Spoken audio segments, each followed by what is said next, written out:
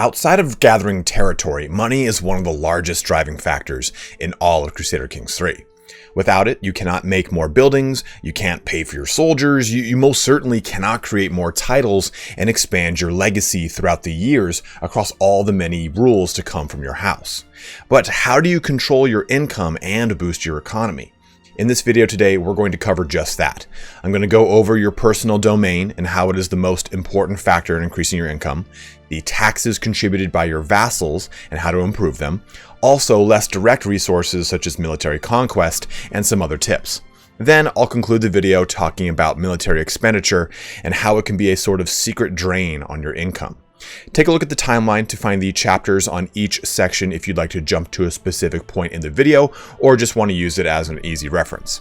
And as always, if you decide to pick up the game after watching this, please feel free to use my link in the description. You'll simply receive a Steam key that you'll go ahead and place directly into Steam. But I also get a lovely commission, and as of the creation of this video, there is still a 12% discount. But let's get started with boosting your income in Crusader Kings 3. So welcome back to the lovely land of Sicily. We're going to initially start out here by talking about your monthly income, and you can find that by hovering over the little money icon in the top portion of the screen. And from here, you're going to get a breakout of all of your different income sources. So you've got your personal domain. Those are the holdings that your character has himself. Like it says, a ruler's domain is the collection of all holdings that they personally own. Then you've got your vassal taxes, church holdings, and any perk related bonuses such as greedy in this case, and then the total amount that you get from there. And then after that, you also get your monthly expenses such as unraised men at arms, but we'll save that for the end of the video. So what's important about this screen here is that you can get a nice real quick breakout of what's going on with just your domain, with the taxes, so on and so forth. So just by hovering over each underlined value here, you get exactly what's coming out of each respective category. So talking about domain initially, like I've said before, you want to try and maintain the max of your domain holdings. That's up here in the corner. You can see right now we're at 4 of 6. So keeping as many as possible is a great way to, well, drive up your income, because the big difference between a domain you hold and the domain a vassal holds is that a vassal is going to give you the percentage of income based off of their feudal contract, which we'll go into in a bit. But your personal domain, you get the full Monty, man. You get all that income right up front in your face. So this is determined by the development, control, and the buildings in your domain. So let's go ahead and press F2, bring up our realm. Then click over to domain. And this will show us all of those 4 of 6 domains that we currently have and the duchies that they correspond to. So in the Duchy of Salerno, we have, well, our capital, Salerno. It highlights it right there on the map for us. Then in the Duchy of Sicily, we have got Agrigento, Siracusa, and Palermo, all of the constituent parts. Now, a really cool feature that I think that not a lot of us really use is this little button. So I'm going to click down here on this little plus button, and then I'm going to click to development. So this is going to show me in my kingdom, or across the whole map really for that matter, the development level of every single location. And the more, or I guess the brighter that the color is, the more developed it is. So take a look at Salerno. The development is 19. You can see right there as I hover over it. Barony of Salerno, there you go. Holder U, development 19, terrain, farmlands, so on and so forth. If I were to hover over Roma, I get development 32. Now, why this is so important is, let me go back to normal, let me go down to Salerno, and let me just select Salerno, the actual holding itself. If you take a look at these two portions, you see control and development. Well, hovering over development, you can see that the higher development increases the levies, taxes, and supply limit gained from a county. So just to kind of break this down again, the levies number is going to increase and your tax number is going to increase just simply from that number alone. So development is very important, and you don't want to necessarily increase development in lands that your vassals hold until you're very satisfied with the development in your own personal domains.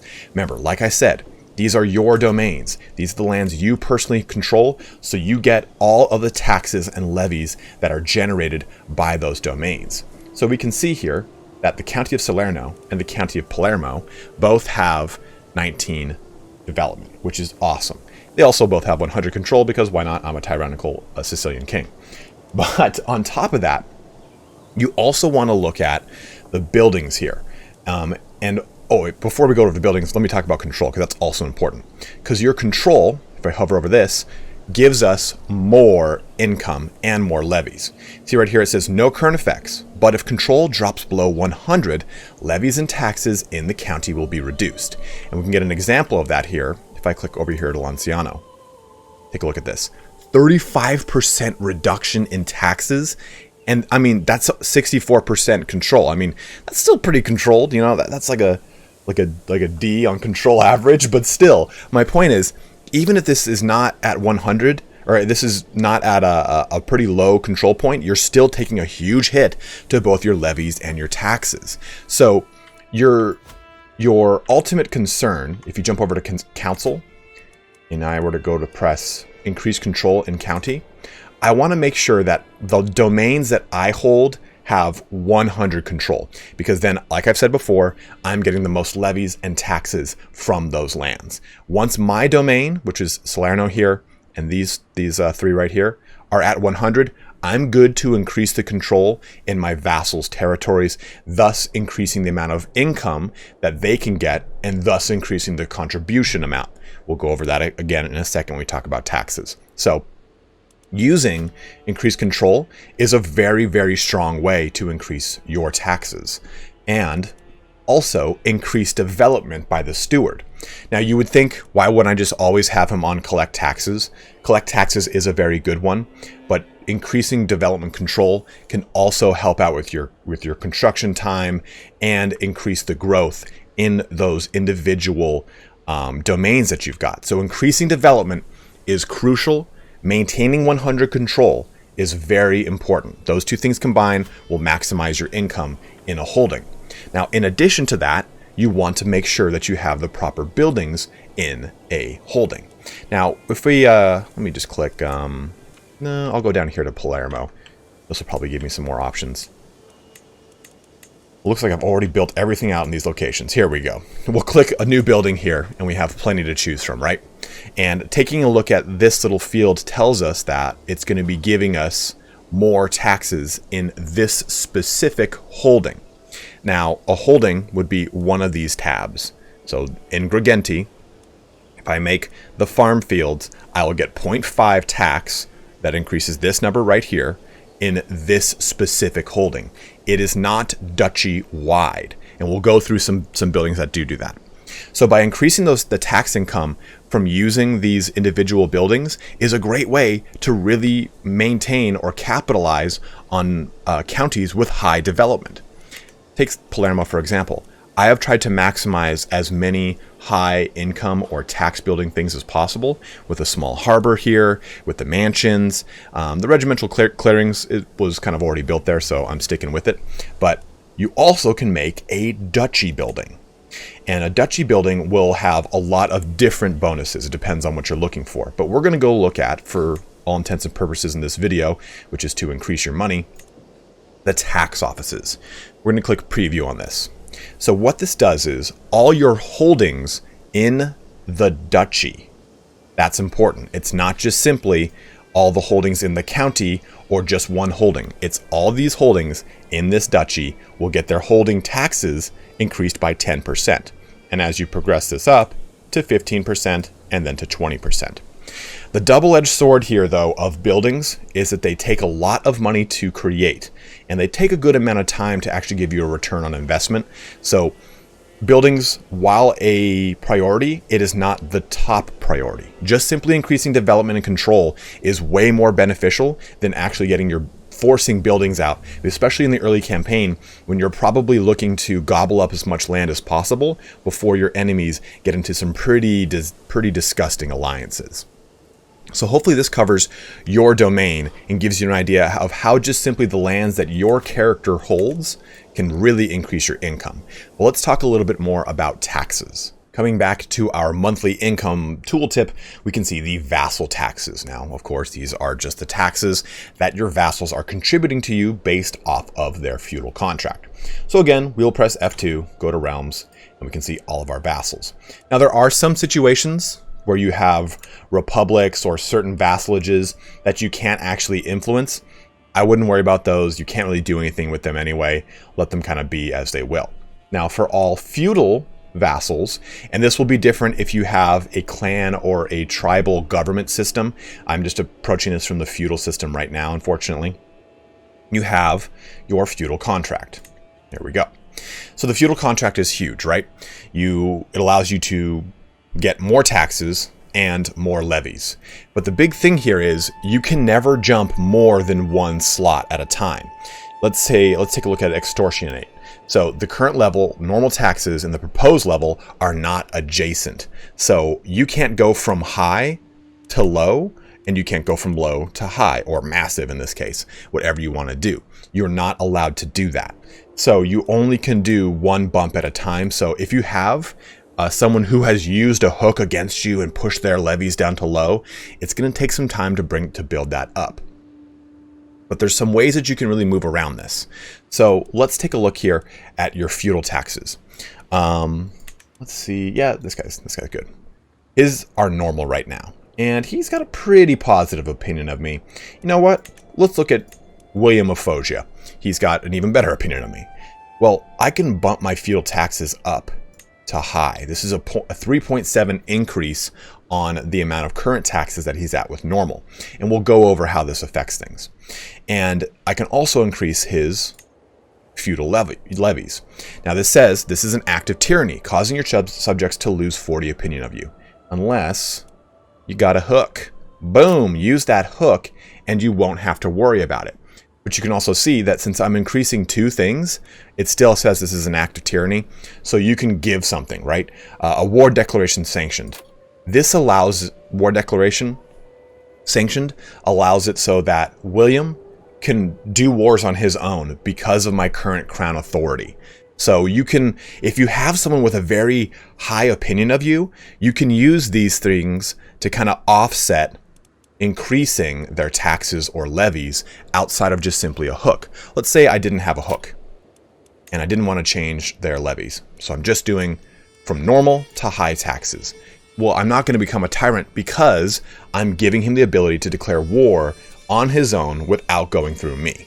So you can really use this to your advantage in modifying your feudal contracts and really getting the best out of all of your vassals, especially the ones that like you. You probably don't want to do this if they don't really like you. And on top of it, this is cool because this guy can go and expand my lands for me, thus giving me more holdings, more territory, and him himself more holdings and more territory to thus increase his taxes. But before we press modify, we're going to hover over this bar right here. Now this shows me his total taxable income. If I hover over that integer, it says, okay, just his domain is 2.1 and the contribution of that is 7%. But because I'm not his rightful liege, I'm losing 75% of those taxes. It's pretty huge. So he's only giving me 0.1 a month. It's pretty abysmal. Now, if I modify this, you can see the new tax level will be 11% contribution, and I'll get 0.2. That 11%, though, is still getting cut down by 0.75. It's pretty rough. I'm going to press modify, and that will go through.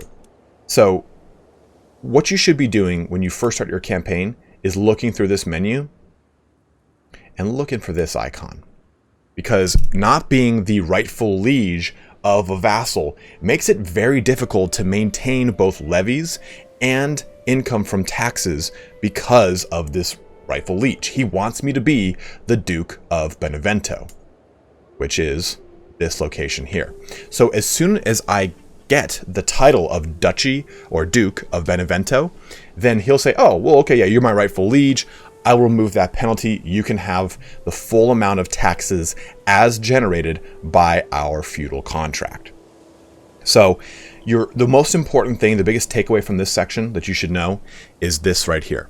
The total amount, let me look at a bigger lord here. I think Duke Abelard is a good one.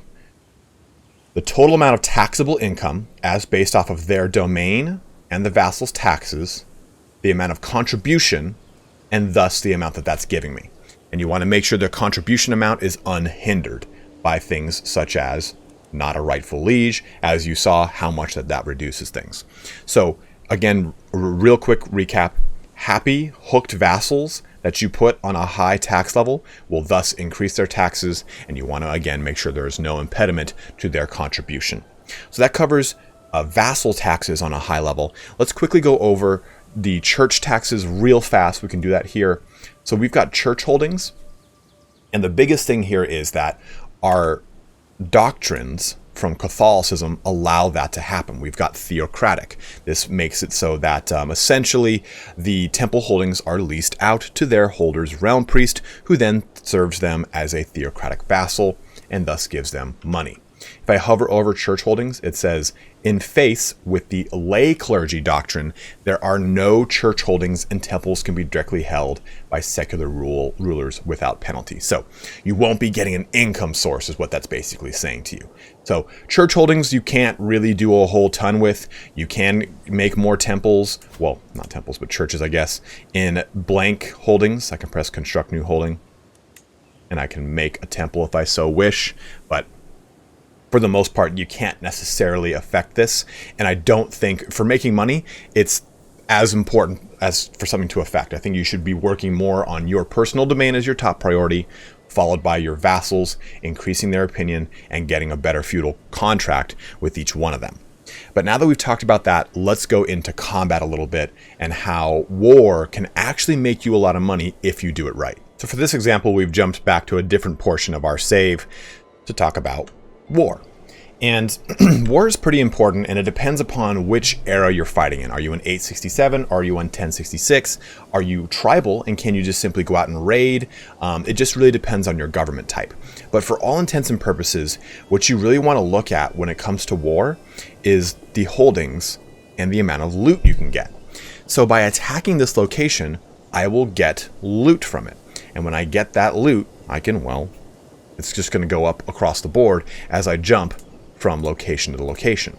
So in this situation, this scenario, these are two locations that I am personally at war with. I started these wars. I had these claims. So I'm going to town on these respective individuals to, well, get that loot and get these locations.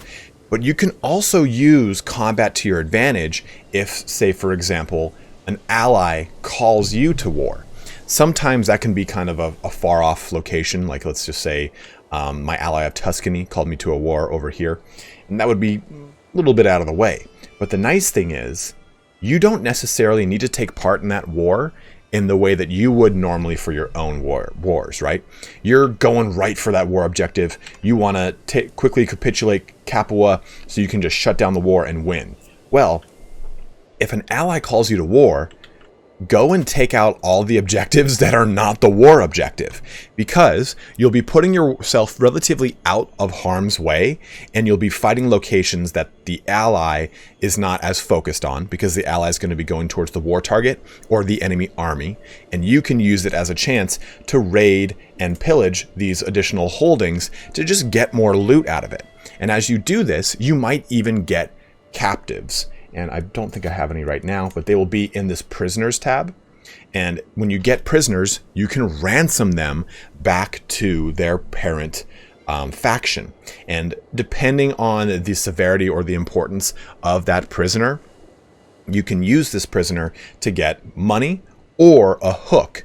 And if you do it to, say, a faction ruler, you can force an alliance, even using as small as a weak hook.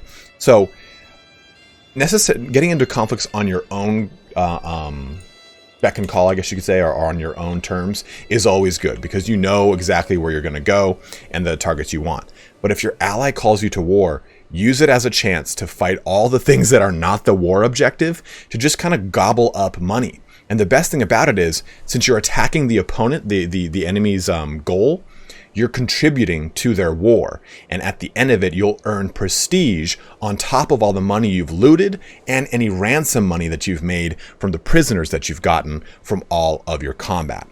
But now that we've gone over combat and how to get some money from that, let me quickly talk about some miscellaneous forms of getting income that are kind of a little more indirect and a little more situational.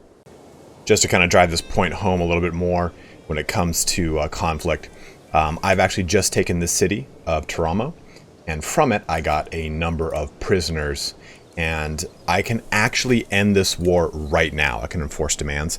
Before you do that though, this is when you would want to go to your prisoners and do any of the negotiating situation that you're going to do, because the war is about to end and you don't want to lose your kind of leverage, I guess you could say. So I would go, if you have more than 4 prisoners, this becomes a list and you can do bulk actions, which is quite nice. But I would go through the list and look, okay, well, this guy's going to give me 50 gold. Well, he's kind of top on my ransom list. This guy's only 10, this guy's only 10, and this guy's 30. So basically you would just simply go, okay, well, 50 for him, 30 for him, and all right, so he's already considering a proposal. We'll wait a little bit. There you go. So it's a really good way to get some real quick money. But after you've done all of your ransoming and everything, there's some other indirect ways you can make money, like I was saying. And one of them is, depending upon which faith you are, you can ask the Pope or your head of faith for money. You would essentially convert your piety into income. By right-clicking the Pope, I can press Ask for Gold. Right now, he's not my friend. He doesn't really like me very much, but I would spend 250 piety, and he would give me 200 gold. That's a pretty good ratio right there. In addition to that, you can also choose a lifestyle in the lower left corner, jump over here to Stewardship, and look at Golden Obligations. You can demand payment for any weak or strong hooks that you've got. And honestly, this can get out of control so fast. In addition to that, if you set yourself to the wealth focus for the lifestyle of stewardship, you will increase your monthly income. Now, on that note, I did kind of briefly go over this, but in your court, you can have your steward be set to collect taxes, and this will increase your tax amount by a set percentage depending upon his skill. I didn't go over it in the other sections because personally I find that increasing the development in the counties that you hold or your domains is a top priority above collecting taxes. But I will say that collecting taxes can be a vassal and more's worth of gold. So let's press this button. Right now we're at 2.1. Collect taxes. It now jumps up to 3. And if I look at my vassals, no one has got 0.9 worth of actual taxable income. So taking a look at using collect taxes is also another great way to quickly increase your income. And lastly, if you click the intrigue tab and go to hooks and secrets, you can blackmail for some of these hooks. Not all of them will actually net you money. Sometimes we'll just say, okay, well, here you go. You can have the hook against me now. But sometimes this will actually allow you just to get money by pressing this ability without having the lifestyle focus we talked about with golden obligations. But golden obligations, you can really get out of control, and some people kind of look at it as a bit of a broken way to make money. So if you're kind of afraid of breaking the game too easily, don't go down that route. But again, that is a really strong way to make some money. So now that we've gone over some other quick ways to make money, I want to close the video out talking about military expenditure.